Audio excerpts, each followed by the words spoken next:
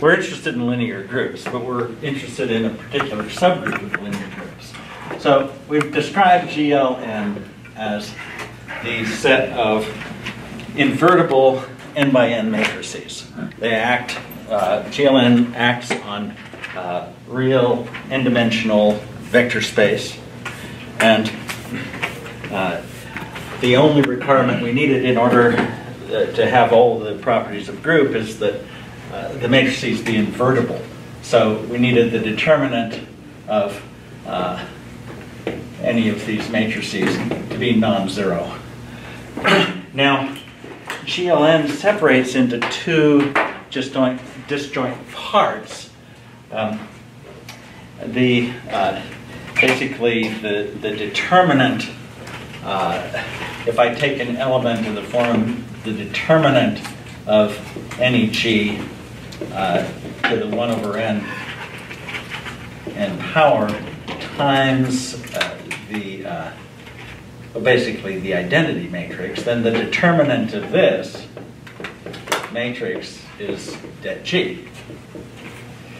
And any general element G I can write as this factor then, det G to the 1 over n times, let's see, let me call it G tilde, where now the determinant of G tilde is equal to 1. So we can restrict to matrices of determinant 1, and these just multiply as an abelian product. So we can separate out that determinant factor and look at what's called SLN. So if G is an element of SLN, then we let the determinant of G be 1. And these do form a group, because if I have a product of G and G prime is some other linear matrix, then because of the property of the determinant of the new one is the product of determinants of the two that go into it, and those are each one. So the product of any two elements of SLN also has determinant 1, so it closes. Since it's a subgroup of GLN, well, we have to ask, is the identity in there? Yes, the identity has determinant 1. Is G inverse in there? When G is, the determinant of G inverse is the same as the determinant of 1, which is 1. But this is also the determinant of G times the determinant G inverse. And we know that this is 1. So the determinant of G inverse is also 1. And we have that the inverse is in SLN as well. These are matrices, so they're associative. And so the unit determinant matrices form a group, form a Lie group. Any question on that? So if it has an S in front of it, it'll be a Lie group then? S stands for special. Yeah. And it means determinant 1. Yeah. Yeah. Yeah. That's we'll see that for other groups as well. SUN is unitary matrices of unit determinant and so on. Yeah. Yeah. So we'll see lots of that. Now, the next thing I was starting to show is if let's see if we fix a matrix, a non-degenerate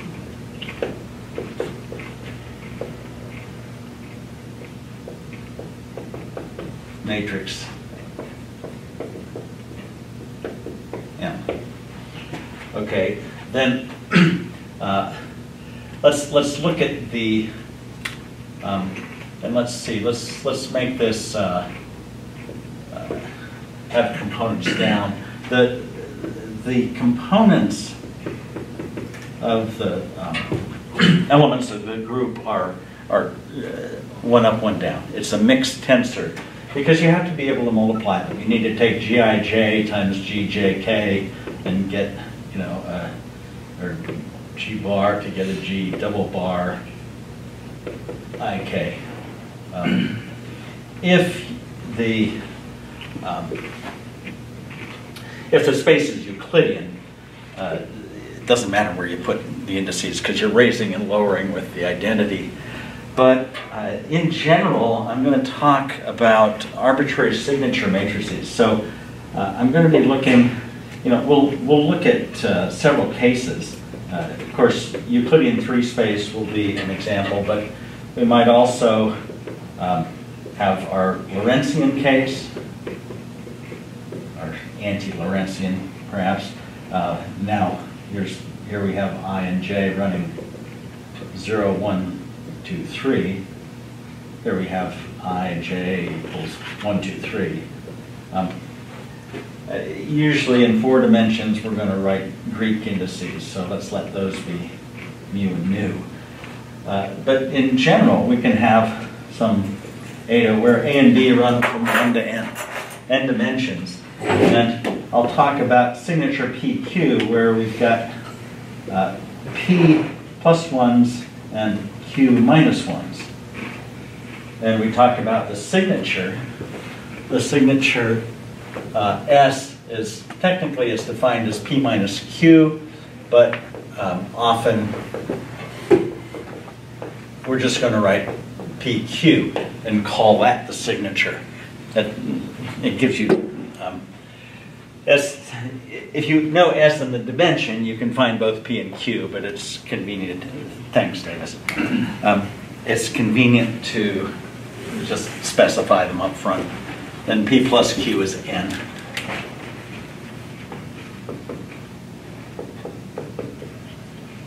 Okay, so we could ask to preserve a matrix of this sort.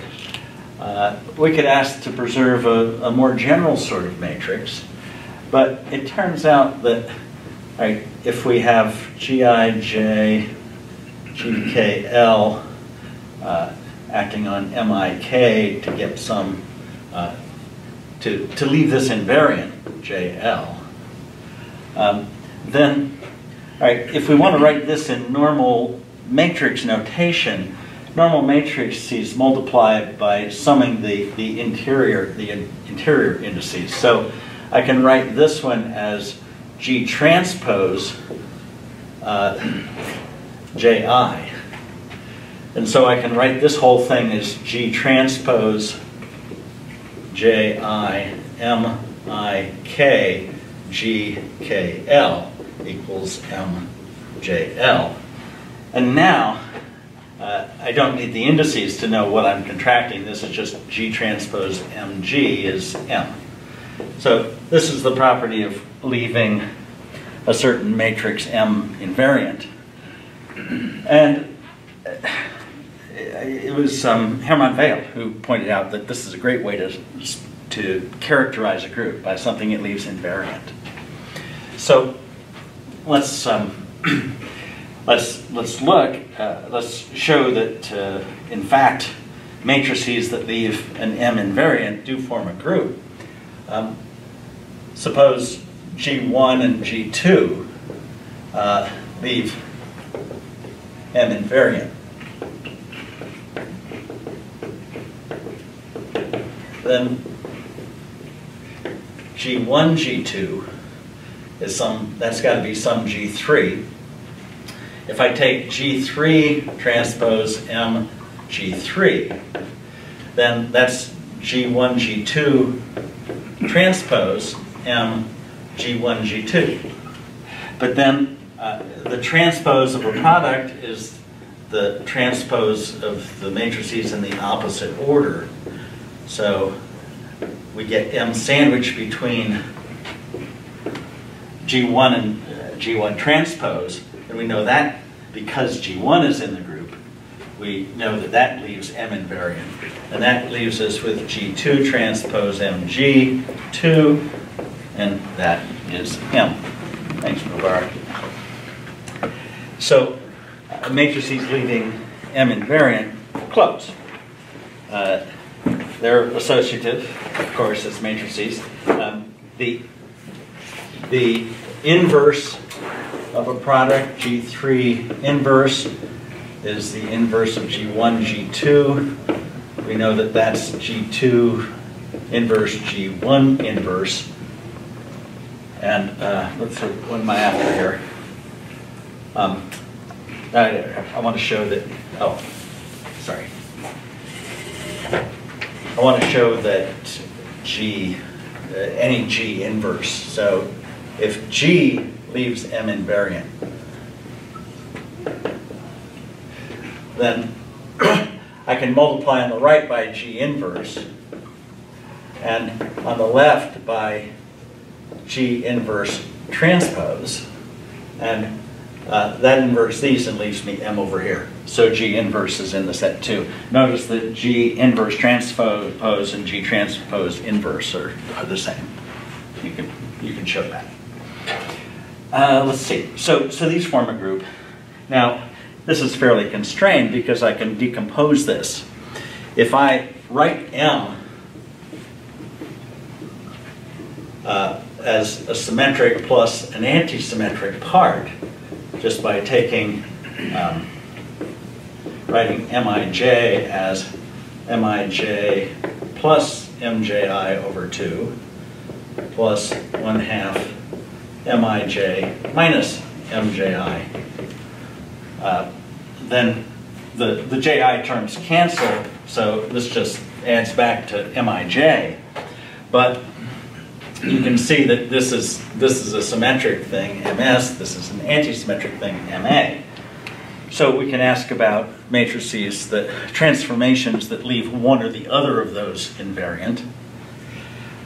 Those that leave a non-degenerate symmetric metric invariant are orthogonal. You can think of M as a metric, and then if you change the basis of your vector space so that M is diagonal and stretch your vectors so that all the eigenvalues are plus or minus 1, we have M in this standard form that I've written for eta. And the group that leaves that invariant then is SOPQ, depending on how many plus or minus signs we get. So we can get the special orthogonal groups in any dimension, any signature, by leaving the appropriate diagonalized metric invariant. Everybody good? I'm racing along here. Yeah, this is great. I think we talked a bit about much of this last time, so you know, we're sort of up to where I got to last time. Now, the thing I need to shift down here. I know we got up to this last time and fussed about it quite a bit, so let's look at the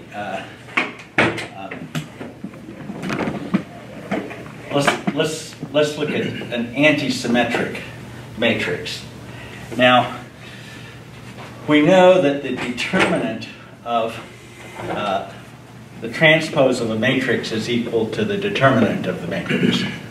That's a property of determinants. I can write the determinant of a matrix M as epsilon I, j through k, M,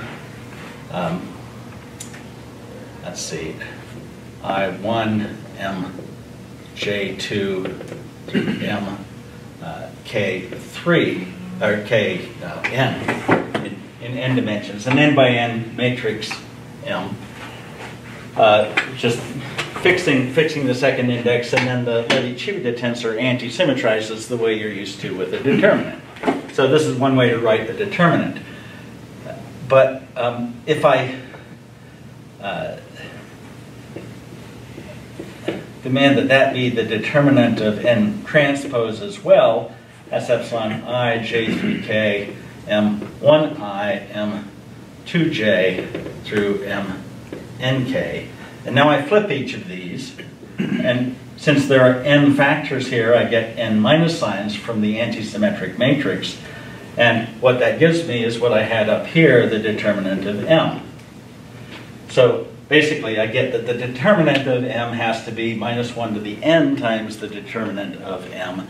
If n is odd, that means that the determinant of M must be 0. And it's not a non-degenerate matrix. So we can only do this in even dimensions. Are you trying to get at that like symplectic structure with it? That's what we've gotten to, yeah. Yeah. So if we leave an antisymmetric even dimension matrix invariant, it turns out that we can always write this by making the matrix block diagonal and putting minus the identity up here and the identity down here. So this would be some omega ij. The symmetric case, we had some eta ij when we normalized everything properly. So, you know, these are two possibilities. Well, matrices that transform in such a way as to leave this matrix invariant are called symplectic.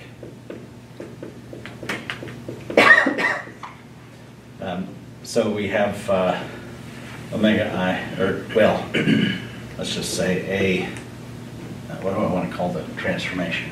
G transpose G leaves this invariant.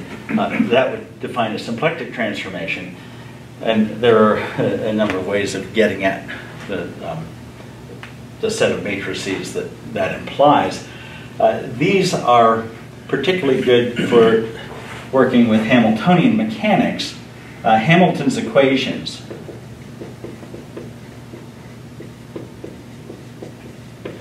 are the time rate of change of the coordinates is equal to the gradient of the Hamiltonian with respect to the momenta. And the time rate of change of the momenta is given by minus the gradient of the Hamiltonian with respect to the coordinates. We can get this to happen if we, I'm going to define this one the other way. I put the minus sign down here because that's, let's see, is that going to work better? I think that'll work better, yeah. I can write these by introducing a common coordinate for both positions and momenta, x and p. And then I can write both of these equations at once by looking at the time rate of change of psi as the inverse to omega. Let's see. I bet I had it right before. Yeah, I did. Okay, if I square this, I get minus the identity. All right. Are those zeros on the back? Yeah, these are zero matrices here. So this is n by n. Each of these blocks is n by n. And so now, if I look at the gradient of the Hamiltonian with respect to this combined coordinate, you see that if I look at the psi I dt, that's omega rho I column b dh d psi b. Well, rho I up here is only non-zero. Let's see. Oh, the inverse is the opposite one. Omega inverse is going to be minus 1 down here and the identity up there. So it's 1 only if I'm over in the second half. So this has got to be a momentum coordinate here. And so that's got to be a j, and this is going to be a pj. If psi I is x. Then if I look at the p part, that's only non-zero in the second n rows. And that's when I pick up the minus sign here. So it's going to give me a minus dHd xi because it's the x's that pick up those first columns.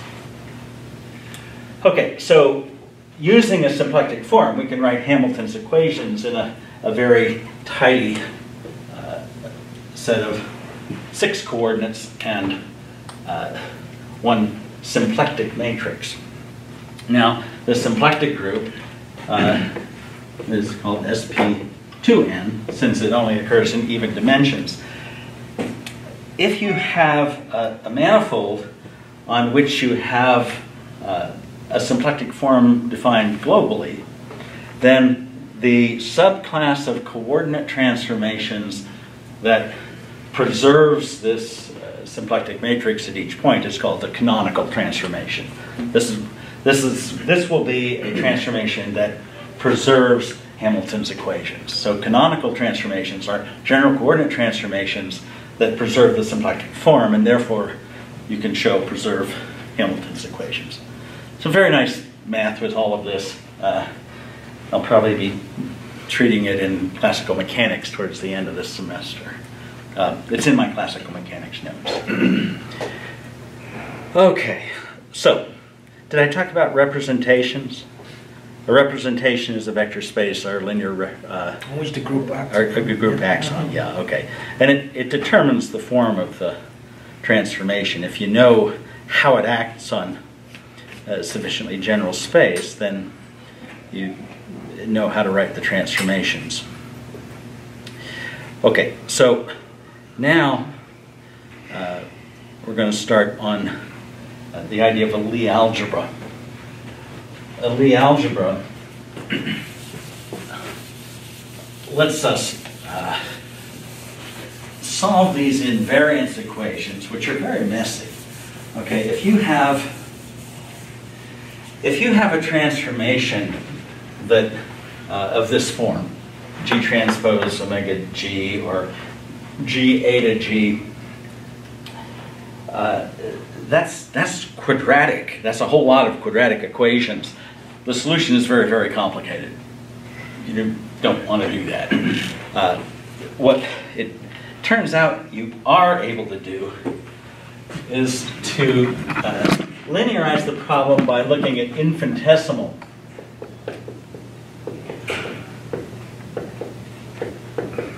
transformations.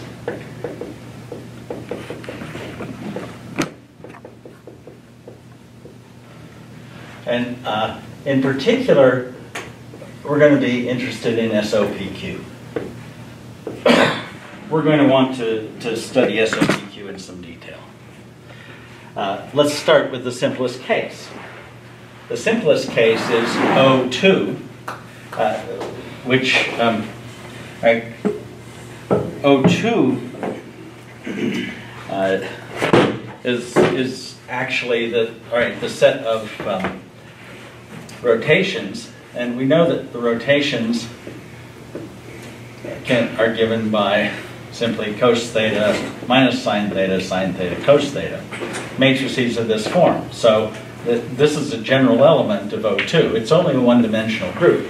It's abelian, which simply means that any two transformations commute. There's only one parameter, so it's clear they do commute. The determinant is already 1. Cos squared plus sine squared is always 1. So we don't need the SO2. When we get to O3, we'll want to write SO3. Now, the infinitesimal, let's call this, we'll call it a rotation matrix depending on theta. So let's look at a rotation matrix for a small angle epsilon.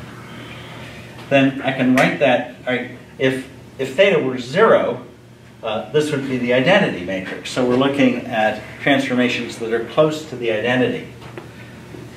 Expanding a Taylor series in epsilon for cos theta and sine theta, we keep only the first order terms in theta. Since cosine's even, that's just 1. Sine is odd, we get minus epsilon here and epsilon there. So we can write this as the identity plus epsilon times some nice constant matrix, an antisymmetric 0, minus 1, 1, 0. Cool. This is just a parameter. This is what's called a generator of O2. Because if we know this so-called infinitesimal generator, we can get the whole group back. Mm-hmm. You guys just saw this, right? Yeah. Well, you're going to see it again because I'm going to show these guys. They've seen it too. They're going to see it again. You're all going to see it again. Hang on. Right? Where did they see it? I just did it in classical mechanics. Oh, I see. Do you want to see it again, or is this too familiar? You want to see it? Yeah. Okay. All right. So what we're going to do... E. Raise it to E. Yeah, we raise a D. Yeah. You know how to prove that?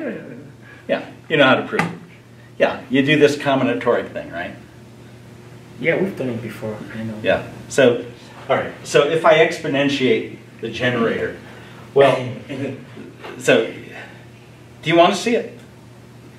All right. Yeah. This Show the gift. Okay. This is the future civilization. Oh, geez. Yeah, you guys are just going to wander out of the room, leave the generator staring at me. Yeah, I'll lose all human contact. I'll weep. All right. So here's what we want to do. We want to find R of theta by looking at an infinitesimal transformation. 0, minus 1, 1, 0. But we want to take n of them.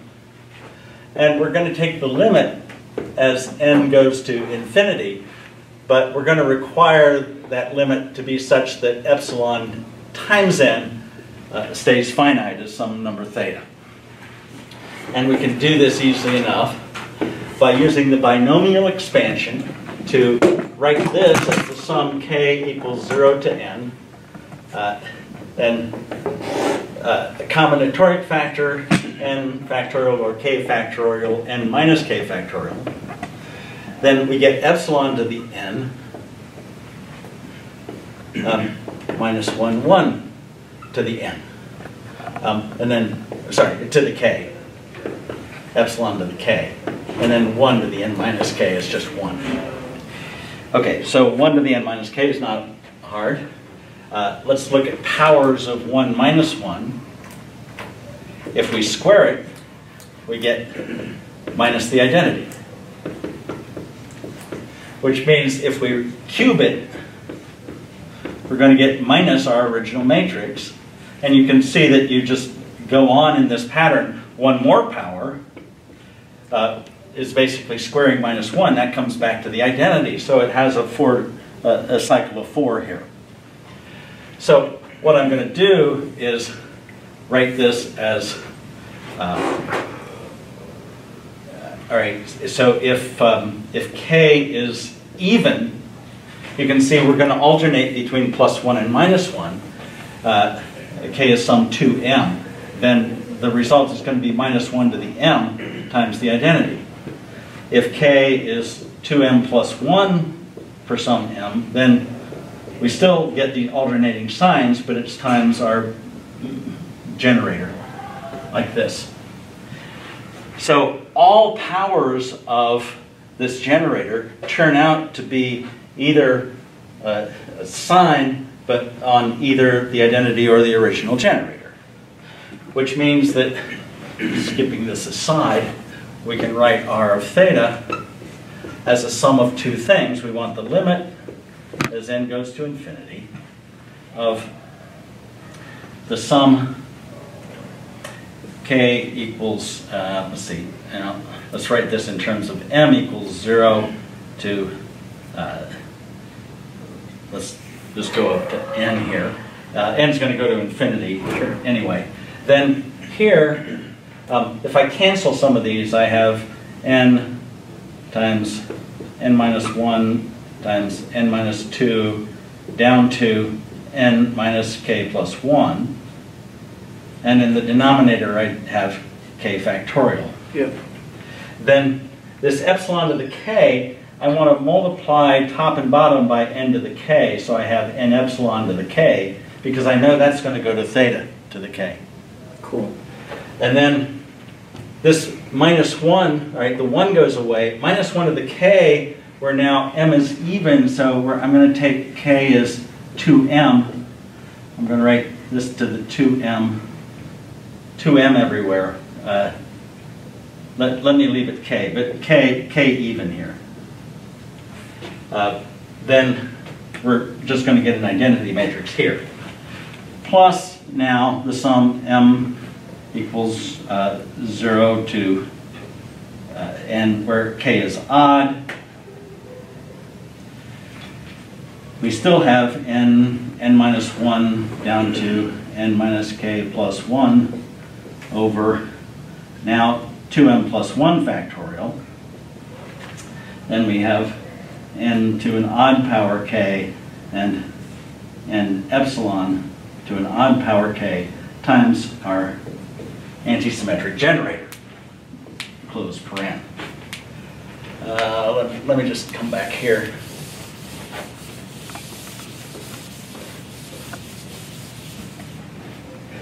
Now, this power of n in the denominator, I can divide, I have just enough n's. There are k terms in the numerator. So I have just enough terms to divide each term by n. So our matrix R to the theta becomes the limit of the sum on m of, let's see what's left. In the numerator we have 1 times 1 minus 1 over n times 1 minus 2 over n up to some finite number, 1 minus k minus 1 over n, divided by, and now I've used all of these n's, so we just have 2m factorial down here. That n epsilon we can write as theta to the 2m. And then we have the identity matrix, which is the same in every term, so it comes out of the sum. Then the second sum, the generator, is the same in every term, so we can pull it out. And now we have the sum on m over odd terms. We still have this same numerator.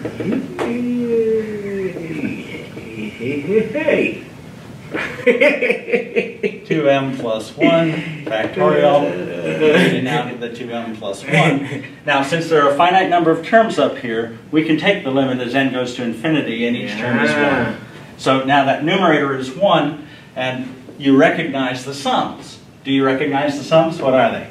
Sines and cosines. They're sines and cosines. I forgot the alternating sign here. There's a minus 1 to the m. Otherwise, it would be sinches and coshes, right? Mm-hmm. We have alternating signs from this product. So yes, this is, we've taken the limit now. This is 1 times cos theta, and this is times sine, so we have sine theta here and minus sine theta there. And you see that we have indeed reconstructed the entire group from the infinitesimal generator. So the one there is identity two-dimensional matrix. So, I'm sorry, there's a question, Mubarak? The one there, it's a two-dimensional identity matrix. This is the two-dimensional identity, exactly. That's correct. Okay, so That didn't make any sense. Can you do that all again? Oh no. yeah, but now SO3 or Come SU2 tomorrow. Come tomorrow. or N group. Yes, we have a bunch of these today. Come to the office hours. Okay, so this procedure works in general. Okay, what in fact we've got here.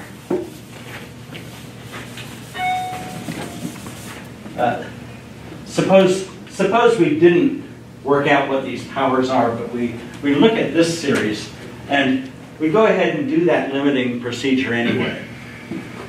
What we get is this. We get, we would have had R of theta is the sum k equals the limit of the sum, 0 to n. We would have had this numerator 1 minus 1 over n, and so on up to 1 minus k minus 1 over n. Yeah. Over k factorial, used up all the n over k's, we would have the parameter theta now to the kth power, and we would have the generator to the kth power. Okay, now this object that we've raised to the kth power is theta times the generator. All right, this forms a vector space. Okay, theta is an arbitrary real parameter, and this matrix we can add these. We can take theta 1 plus theta 2 times this matrix. It's a one-dimensional vector space. Now that's not quite as evident as it will be when we go to higher, more interesting groups, right, where there's more than one generator. But in general, a linear combination of the generators is an object called a Lie algebra. It is first and foremost a vector space. So the infinitesimal generators of a Lie algebra, you can take any linear combination of them and they form a vector space. If you then form this series by taking powers of those generators, you'll notice that this limit is the sum k equals 0 to infinity, 1 over k factorial, and then an element of the Lie algebra, that is, an element to that vector space to the kth power. And that's the exponential of the generator. This is just the power series for an exponential. As long as we have a linear representation for our group, a finite dimensional linear representation, that means that we know how to take powers of matrices, arbitrary powers, and so we always know what it means to write the exponential of some matrix. In general, we're going to find that we get this same kind of sum from the infinitesimal generators of any group, any Lie group, where what we raise to the kth power here is any element of that Lie algebra. So let's move on to other properties of Lie algebras. Let's see, we've reconstructed our rotation. Let's look at SO3.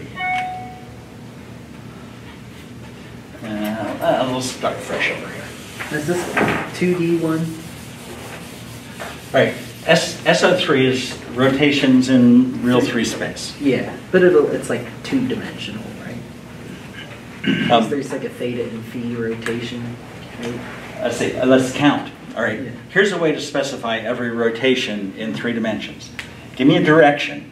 Right. To do that, I come down by theta and around by phi. That's 2 parameters. Yeah. Rotate around that axis. Oh, that one. That's the 3rd parameter. Yeah. Okay. That one just gives you the same thing, doesn't it? If you just. Well, I'm not rotating by 2 pi. I'm rotating by phi. Yeah. So I have 3 parameters to specify the rotation. 2 to pick the axis, and 1 to specify the angle of rotation around that axis. But if you just spin around those 2 enough times, can't you just? I'm not spinning them. I'm doing a fixed rotation.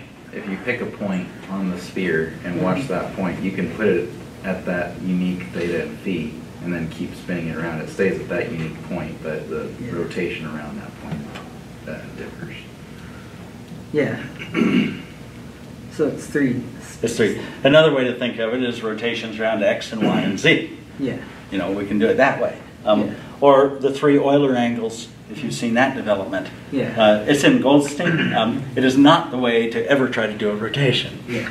Right. What you want to do is SU2. If you want to do 3-dimensional rotations, the easy way is using SU2.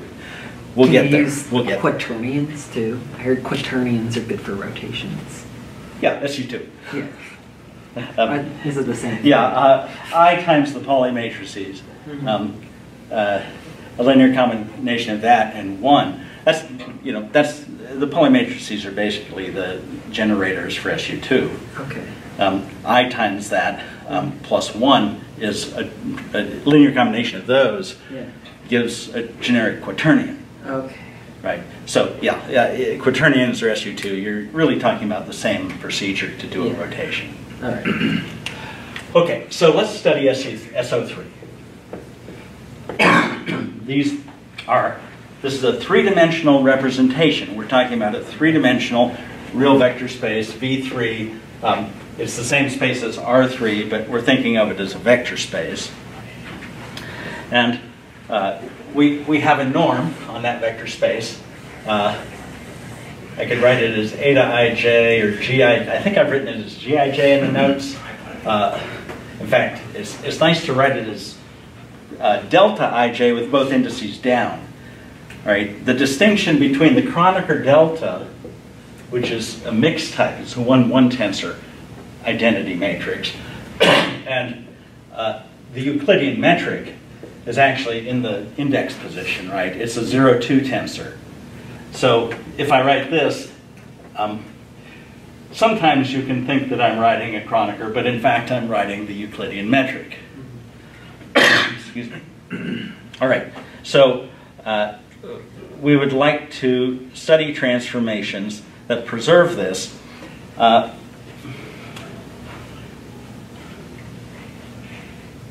You know, I don't write anything different if we think of this in n dimensions.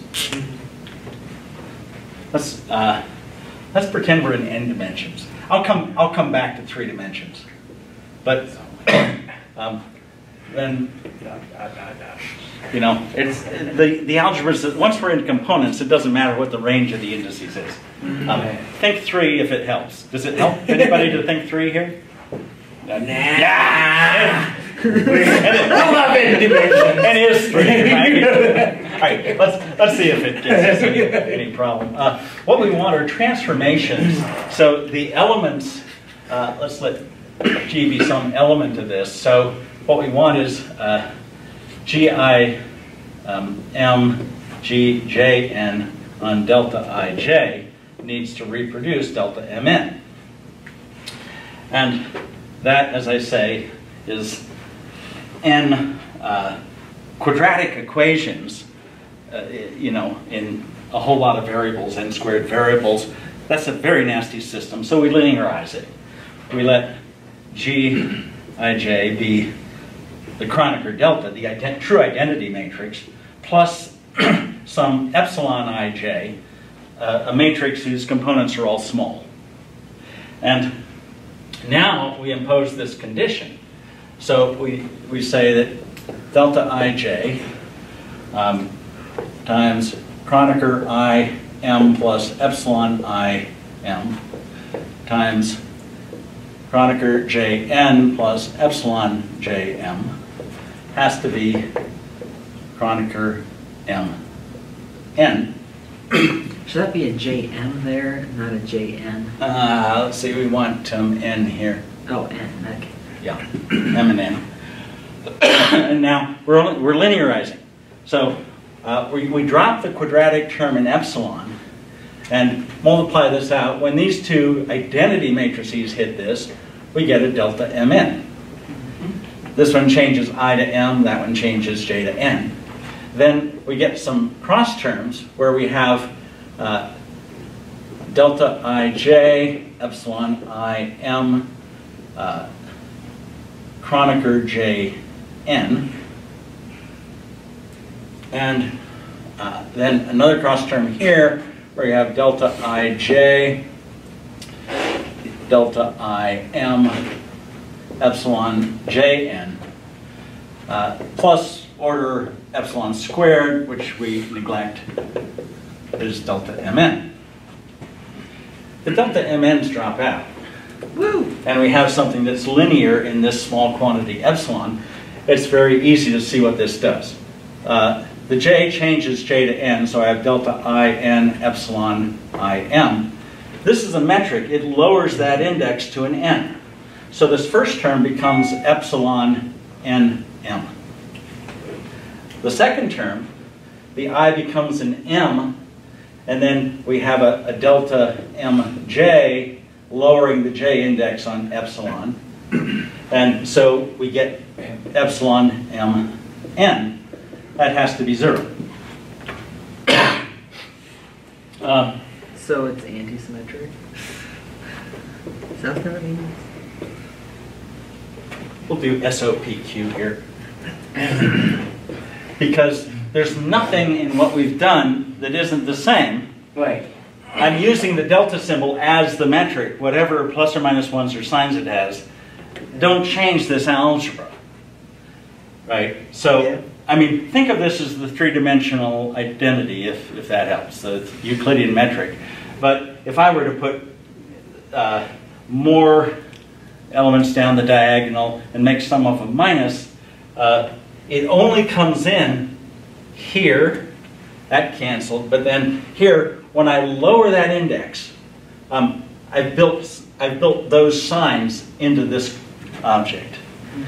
It's this 0, 2 form of the generator that is antisymmetric. Epsilon nm has to be minus epsilon mn. And that is true for all SOPQ. We've lowered with the metric. Now to get the actual generator, we need to raise again. So we start with an antisymmetric matrix. We raise an index, the first index, with an indefinite metric. What that does in the case of space-time is it makes some of these generators symmetric instead of antisymmetric because you've thrown in a minus sign. Mm-hmm. That turns a rotation into a boost. That's the difference between the Lorentzian boosts and the Lorentzian rotations. So we'll see that. We're going to do the Lorentz group and SU2. We're going to do a number of these groups. But really, this relation holds for any SOPQ. In particular, it does hold for SO3. Now,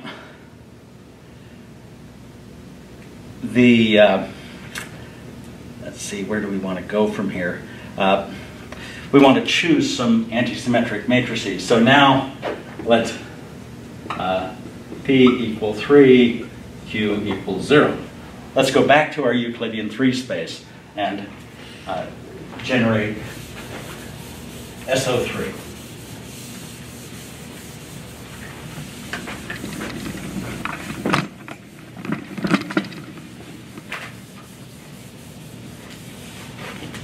So, first question, how many generators are there? We've got epsilon mn equal minus epsilon nm. Mn equal 1, 2, 3. So, how many antisymmetric 3x3 matrices are there? 1. Don't all shout it out at once. 1? 3x3, antisymmetric. 3. Much better. Was that a guess, or do you know? My guess was the 3 after that. Oh, come. All right. Either one or so, we've got a 3x3 matrix. It's antisymmetric. And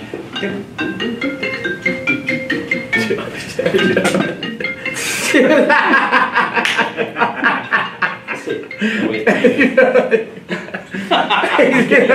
on YouTube. Yeah. This is. It's like he forgot. No, I was all focused on this part. No, I mean Dr. William forgot he will be on YouTube. I think my message was wilder than theirs. Okay. Antisymmetric matrix. All right. What are the diagonal elements? 0. 0. You're going to flip this around, the diagonals stay the same, so we got zeros here. All right, suppose we put some numbers, A, B, C, up here. What are these? Minus A, minus B, and Very minus C. good. You got it. Okay, I know minus that A, one. minus B, minus C. I've got it. All right, so there we go.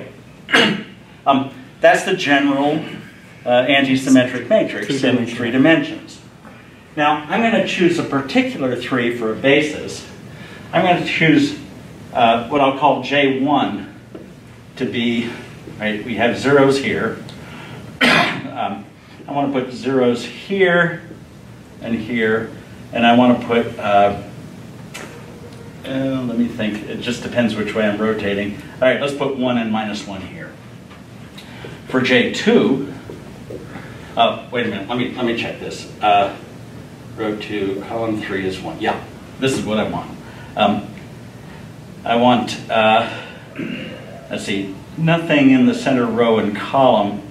Then I want minus 1 here, and 0 here. And for J3, I want 0, 1, minus 1, 0, and zeros everywhere else. So I can write any antisymmetric matrix, my epsilon nm, can be written as, let's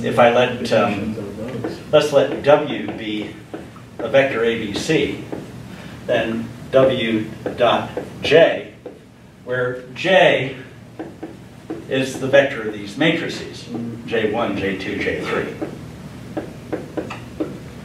Does everyone concur that I can write every 3x3 antisymmetric matrix in this way? You know, and here I'd be talking about the the mn component of that. Okay, there are the three parameters for SO3, right? We have the 3 vector, and now, should I do all the combinatorics again? All right, the claim is that a general rotation can be written by exponentiating w dot j, like this. So our general element of SO3 should look like this. Now, it turns out to be nice to write W as a magnitude, let's call it, say, phi, times a unit vector. These are going to turn out to be the magnitude of rotation and the axis of rotation that I was using before. All right, but now we have to prove that. Okay, to prove that, let's see, we probably need to take powers of these matrices. Let's see. Yeah. How? Well, it's not hard. They're pretty simple matrices. The two-dimensional was easy. What's that? The 2x2 matrices we did earlier were easy. Yeah. Easier. Yeah, these are a little trickier. Although they do cycle. Right? You notice each of these basically is a 2x2, so they're going to still have a 4 cycle. The problem is that they're not going to square to the identity. This is going to square to a 1, 1 with a 0 up here. Right? So we have to be a little careful with that. Shall we do it? Yeah, good. I applaud your enthusiasm. Let's see. Let's see. If I square, let's just try the general thing here. If W is ABC, then this linear combination is A times J1. All right, we're certainly going to have zeros on the diagonal. Then J1 we get minus A here and A there. Then J2 we're going to get minus B here and B there. And J3 we're going to get C here and minus C there. So this is W dot J. Let's look at W dot J squared. Okay, so what happens? We take a dot product here, we're going to get minus B squared minus C squared. Then second row, we're going to get AB. Third row, let's see, we're going to get AC. Check me on this. Let's see, then here we get AB. Then the middle column, on the middle row, we get minus A squared minus C squared. Then middle column on the bottom, we're going to get BC. And then the last column dotted into the top, we get AC. Then last column into the middle row, we get BC. And last column into the bottom row, we get minus B squared minus C squared. Oh, that wasn't so bad. All right, now, let's see. Sort of wonder if there's an easier way to do this. Well, let's do another. Oh my heck. Let's see. Yeah. Let's see. Should I get out a maple? Right? Now, take a look here. All right, this column on that top row is ABC minus ABC. That's 0. All right, middle column on the middle row, we get minus ABC plus ABC. This is going to be anti-symmetric. Oh, all right, sure. All right, so yeah, this is symmetric. So they're going to alternate again, right? Then here, all right, the first one's 0. If we come down to the next one, we get, let's see, we're going to get C times B squared plus C squared. Well, that's sort of messy. Plus AC squared. Really? Wait a minute. A squared C plus A squared C gives us an A squared here. Ah. This is helpful because that's just the magnitude squared, Right. right? We've called that phi squared because we're writing W as a magnitude times a unit vector. Oh, yeah. The unit vector squares to 1, so that just gives us phi squared. Right, when we come down to the third row, we're going to get B times what? Let's see, sine minus B squared minus C squared. And then we pick up minus A squared B, so we get a minus A squared here. And that again, all right, C phi squared and B phi squared. So what do you bet we're going to get? If we look down here, let's see.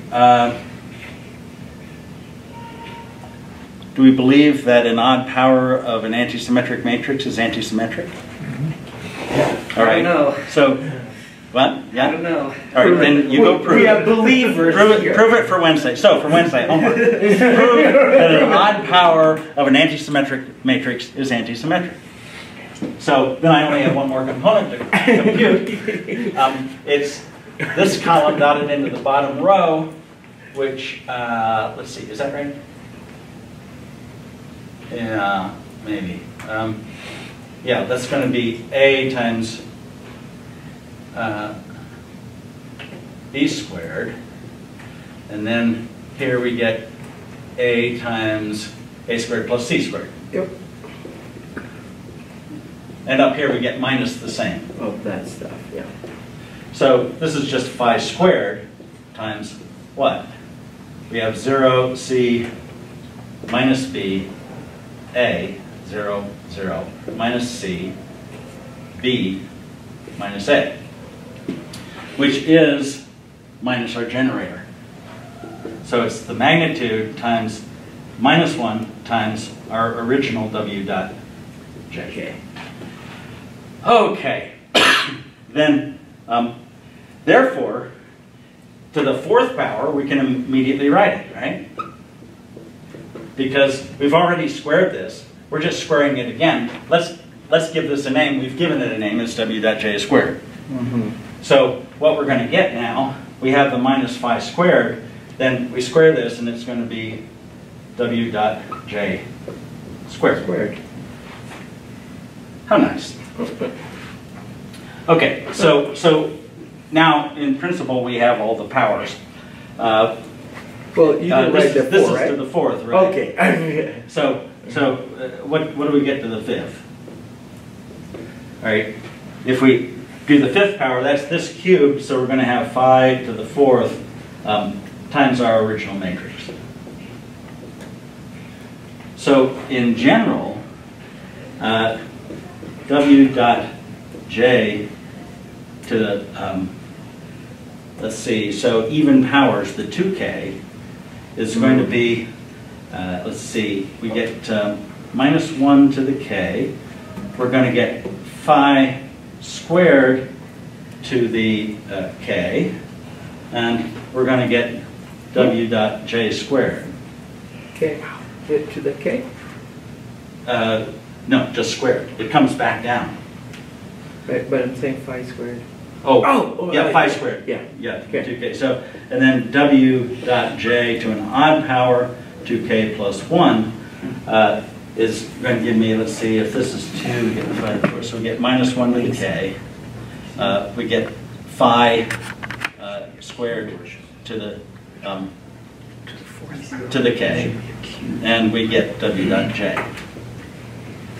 So we always either get W dot J or we get W dot J squared. Ooh. So, Professor Wheeler, is Yeah. the cubic term over The there? fourth power. The fourth. Fourth. Yeah. Should that Yeah. be cubed? Tricubed. Cubed. No, the fourth power, should the phi be cubed? No. Because, all right, W dot J has phi squared built into it here, right? So this has some phi in it too. Right, that's got Oh. phi squared in it as well. So the nth power has 5 to the nth, but one of them may be in the debit. Yeah. Right. So I think our powers are working out. Did we check here? There's 2k plus 1. There are 2k. Oh, do we have too many there? Let's see. This might be k minus 1 here. Let's see. Okay, so squared, we just get that. Yeah, so we want k minus 1 here. If k is 1, we don't get the 5 squared. Okay, so k minus 1 or k. All right. Excuse me, a question, please, if you don't mind. Yeah, sure. So the big picture is you've taken delta ij Yeah. and you've made it invariant, Yes. which is really saying length squared equals length squared prime, right? If you rotate. Exactly. That's exactly right. Okay. Yeah. Now in relativity, general relativity, Mm. it's like the metric isn't just 1, 1, 1, it's G mu nu. Then you leave that whole matrix It depends. invariant? No, actually, you don't there. You're doing a general coordinate transformation. Now, when you do general relativity as a gauge theory, by gauging a group, you choose an orthonormal basis for your tangent spaces, and then the transformation from one tangent plane to an infinitesimally near tangent plane is just a rotation. And an antisymmetric thing generates an infinitesimal rotation, right? So what you're doing is you're building the local Lorentz group rather than local general linear group. That's the difference. Okay, another question. Yeah. Wasn't there another invariant, the Levi-Civita tensor? Yes, Was invariant. that's right. So you can apply the same thing to that, right? And generate something or other. Yeah, let's see. Oh, what would you get? You might get the Jacobi identity if you did that. But there are two invariants, right? That's And there are two invariants, that's right. Yeah, so if you put infinitesimal transformations onto the Levi-Civita tensor, then linearize, what you get is an identity that it's got a lot to do with what Pfaffians and what was the term you brought up at the beginning of class? Grassmannian. Grassmannians, yeah. It's got to do with this. Really? Yeah, there's an identity. but it's not the Jacobi identity, it's something else. No. Basically, what you're saying is epsilon I, j, k, let's say, if your infinitesimal generator is lambda mi, you get an identity like this. I m k lambda m j plus epsilon I j m lambda m k. That's got to be 0. And that, that is an identity for any antisymmetric lambda. You actually use this. The proof we did of the invariance of epsilon. You actually can use this kind of thing. Another place it's useful is if these happen to be your spin connection, your connection in local Lorentz symmetry, then you can use this identity to shuffle the indices when you vary something like a curvature squared action. I mean, it actually comes in as a useful way to prove that. Yeah, let me see now.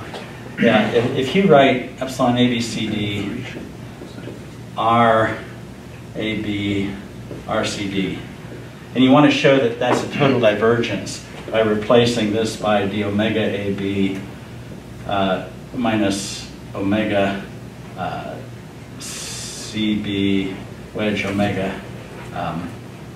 What do I want AC? If I substitute this for these, then expand this out, I think it's the cross terms that you use this identity to shuffle the indices and show that this is actually D of something. Sorry, I asked. Sorry, yeah, get Mubarak to show you after. But the point is the delta ij leads to something really significant, right? If you make that invariant. But Yeah, this is a way to linearize this equation, making your expanding your generators near the identity and using the, all right. This is the defining property of SOPQ, right? We don't define SOPQ by the existence of a volume element or something, even though the volume element is there and invariant. We define it by preserving lengths. So preserving lengths, we probably preserve volume elements too. Yeah, it might be interesting to explore that a bit. Maybe you could get something about the algebra from that. So let's see if we can write this exponential. For some reason, this doesn't seem like the way I've done this before, but let's see where it leads us. You can get a nice geometric relationship from this. By the way, I should say the notes for this chapter are up. There are a whole bunch of exercises in it, so you should be reading that. There's a lot in there you'll need to know about spinors, right? Because the reason I'm showing you a lot about SOPQ is that we want to develop spin PQ. We want to use a different representation for these rotation groups. And we're particularly interested in spin 1, 3, right? The covering group of the Lorentz group, right? That's where Dirac spinors come from. So we want to understand this group in order to understand another way of looking at these rotations that tells us there ought to be spinors in the world. All right, so let's see. I don't think I exponentiated this in the notes. So read the notes. We do lots of stuff there. Here, we'll just try to figure out. The notes are on the web page, aren't they? So you go to the physics class website? Class website, yeah. Oh, okay. Yeah. Got it.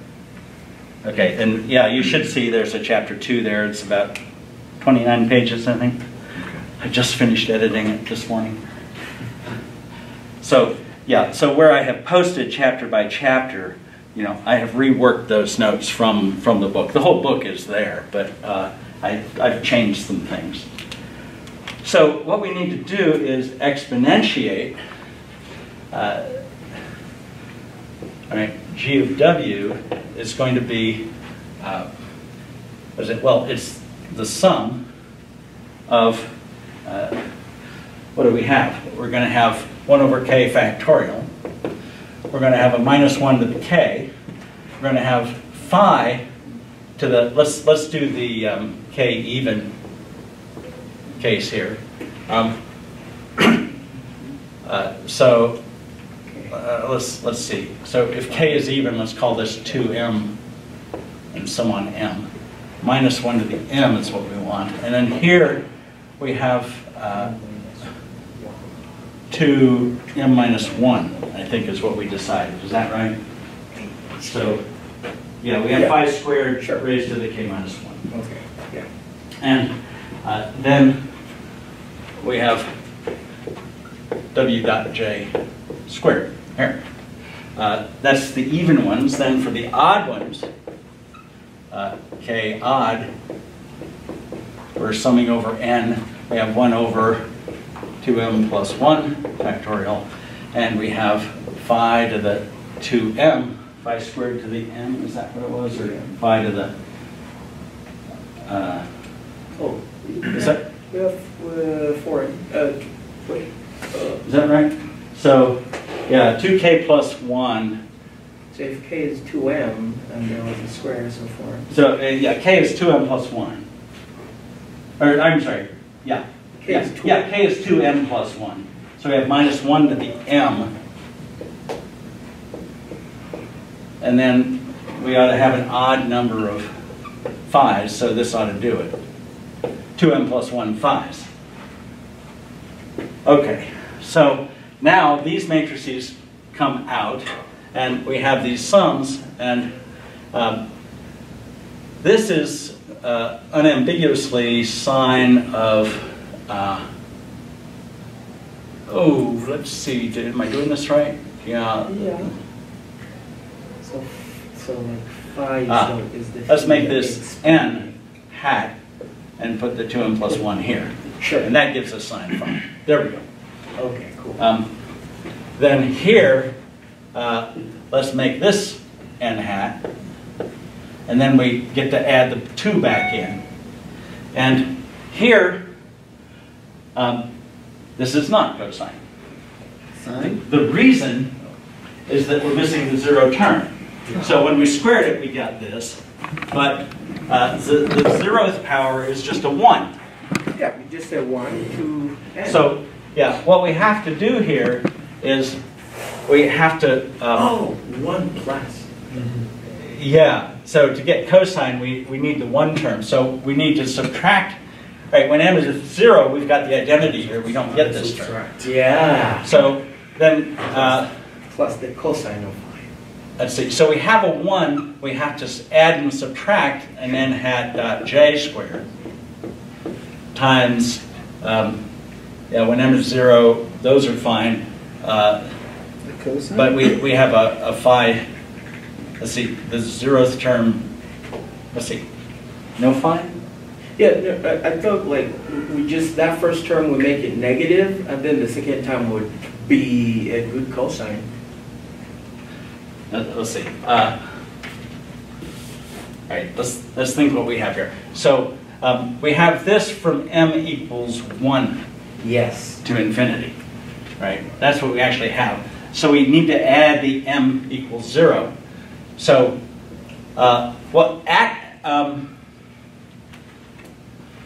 we do have in the exponential the 0th order term, which is the identity. So we have an identity.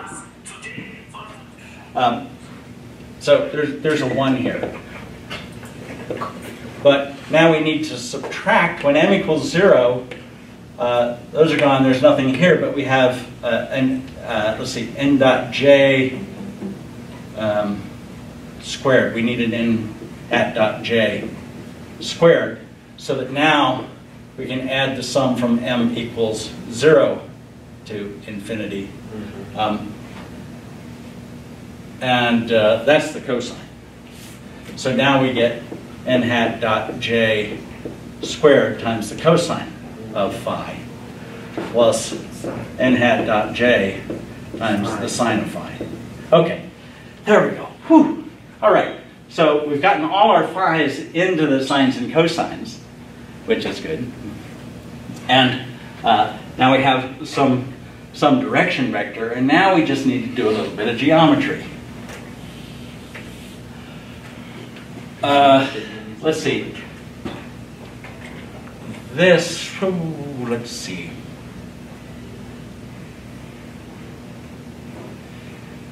The trick here is to, right, we pick our direction n hat. And I think this term we can write as in terms of a cross product. Let's see, if we take, let's see, yeah, let me look at this again. Bring up a Legendre polynomial. Yeah, I know. Let's see, BC, ABC.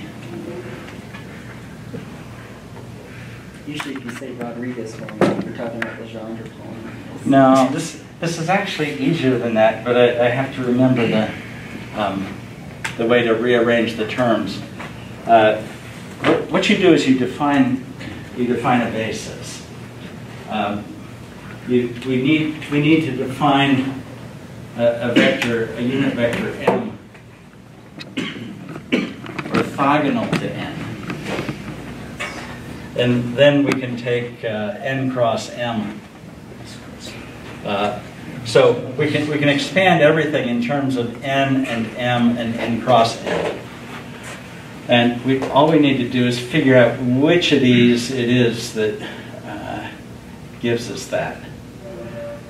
Now,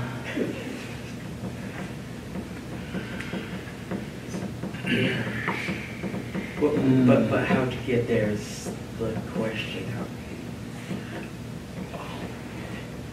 yeah, 1 minus n dot j. Whew, let's see. Now, I might have to come back to this. Let me think.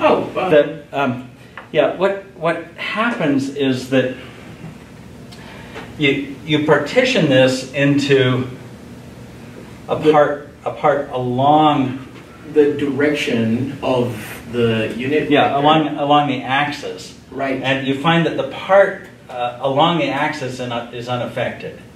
So yeah, what we want then is if we write this as a okay no, all right, now I got it. Yeah, what you look at is the action of this on a general vector x. Okay, so yeah. So if we look at the action of g of w on some 3 vector x, that's our x prime. And what you can show from this is that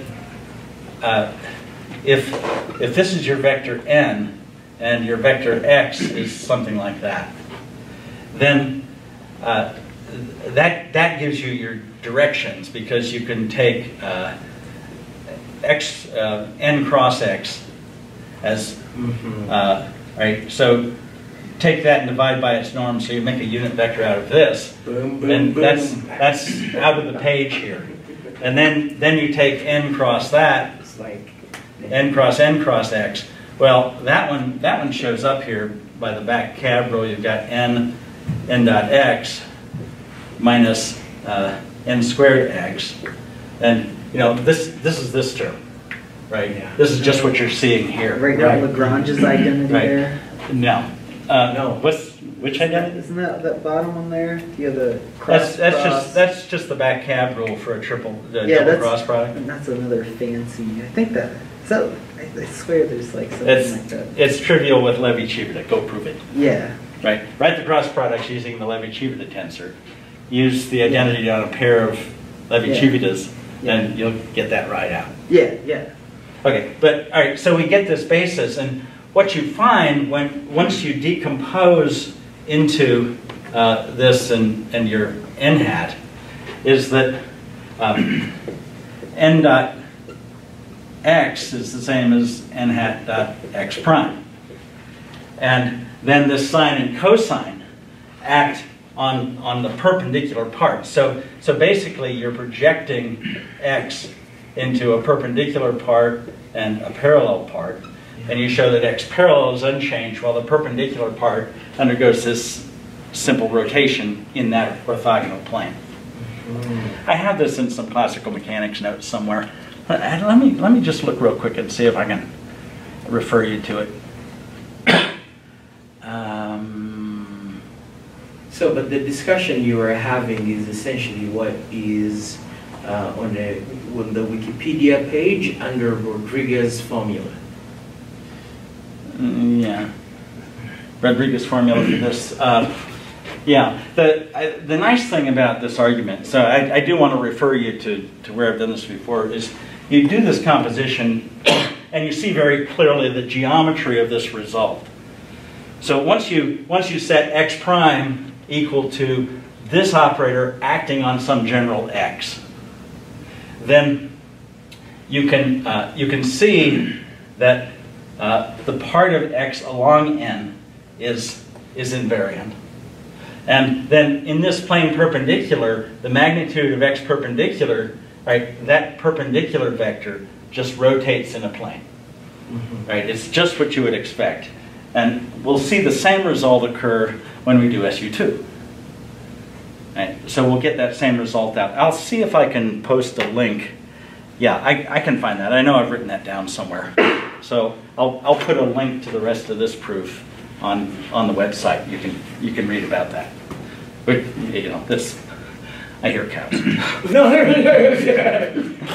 they haven't showed up at the door yet.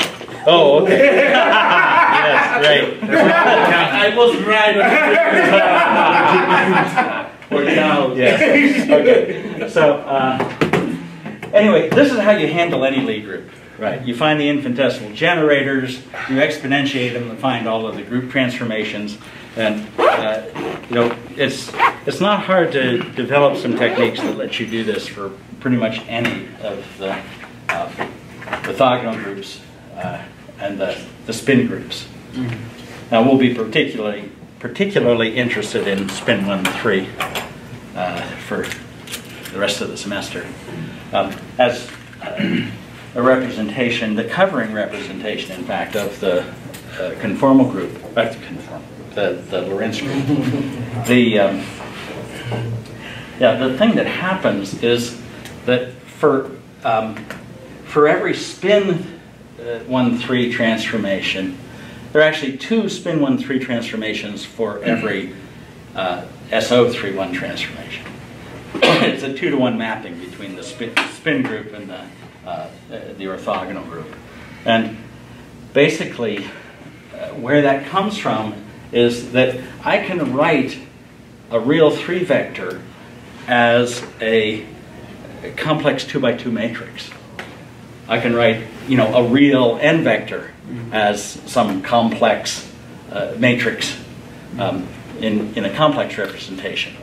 And so what happens then is that those real n vectors transform as a second rank tensor and get double the angle that the fundamental representation gets, the vector representation. So once you see you can write the real n vector as a rank 2 tensor in the complex space, you see the 2-to-1 mapping and the doubled angle. Hence the term spin 1/2. We'll see this in detail. Around 7 degrees. That's when we started.